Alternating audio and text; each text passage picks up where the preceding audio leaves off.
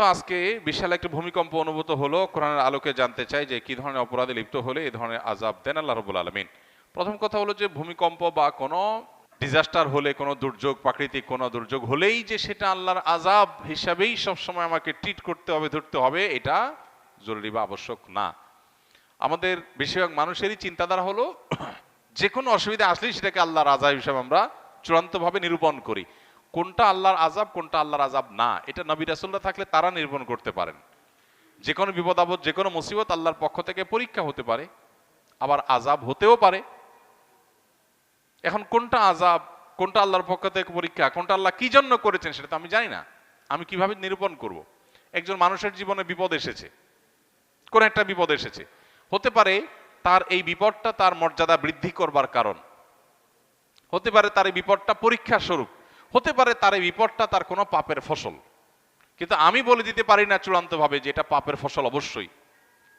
এই জিনিসটা আমাদের মাথায় রাখতে হবে।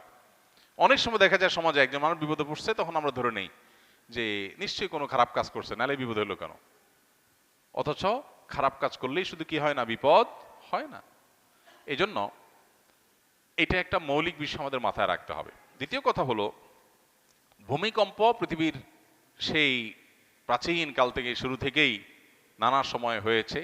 কোরআনে কারিমে একটা সূরা আছে, সূরা জিলজাল, নাম হলো ভূমিকম্প। সূরার নামই হলো ভূমিকম্প।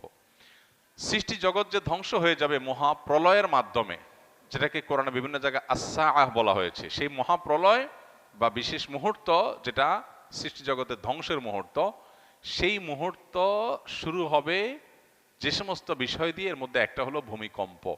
কিয়ামতের বড় যে 10টি আলামত আছে, এর মধ্যে একটা আইটেম হলো ভূমিধস। একটা পূর্বে একটা পশ্চিমে মহা বড় ধরনের ভূমিধস হবে। আবু হুরায়রা রাদিয়াল্লাহু তাআলার একটা রিওয়ায়াত আছে, যে রিওয়ায়াত থেকে বোঝা যায় কিয়ামতের আগে এমন ভূমিকম্প হবে যে পৃথিবীতে মানুষের থাকার মাথা গোঁজাবার কোনো জায়গা, কোনো ঘর খুঁজে পাবে না মানুষ, সব পড়ে শেষ হবে, অর্থাৎ সিস্টেম ভেঙে পড়বে। তো ভূমিকম্পের বিভিন্ন রূপ আছে, তবে কিয়ামতের কাছাকাছি সময়ে হাদিসে আসছে ওয়াতাকসুরুজ জিলজাল, ভূমিকম্পের পরিমাণ কিয়ামতের কাছাকাছি আসলে পরিমাণে বাড়বে, মাত্রা বাড়বে। এর বৈজ্ঞানিক বিভিন্ন ব্যাখ্যা আছে, কেন হয়, কি জন্য হয়। এই ব্যাখ্যারও গোড়ার ব্যাখ্যা বা এই ব্যাখ্যারও পেছনের কথা হলো যে আল্লাহ রাব্বুল আলামিনের ফায়সালা এটি হবে। যেমন এই যে অনেক বেশি ভূমিকম্পের পরিমাণ বেড়ে যাবে, এটা রাসূল সাল্লাল্লাহু আলাইহি ওয়াসাল্লাম বলেছেন ১৫০০ বছর আগে। তখন তো পৃথিবীতে এত ভূমিকম্প ছিল না। এখন আস্তে আস্তে দিন দিন যে বাড়ছে, ওনার কথা তো খাটছেই। এখন হয়তো অনেক বৈজ্ঞানিক গবেষণা, বৈজ্ঞানিক অনেক সূত্র আমরা আবিষ্কার করতেছি। হ্যাঁ, প্লেটের পরিবর্তনের কারণে, এটা সেটার কারণে আমরা বলতে পারছি যে ভূমিকম্প হচ্ছে। কিন্তু নবী সাল্লাল্লাহু আলাইহি ওয়াসাল্লাম যখন বলেছেন, তার কাছে কোনো বৈজ্ঞানিক গবেষণার কোনো ফলাফল ছিল না, কিন্তু সেটা খাটছে অক্ষরে অক্ষরে। তাহলে বোঝা গেল যে বৈজ্ঞানিক ব্যাখ্যা, গবেষণা থাকতে পারে, সেগুলো সত্য হোক, কোনো অসুবিধা নেই, সত্য হতে পারে, সত্য।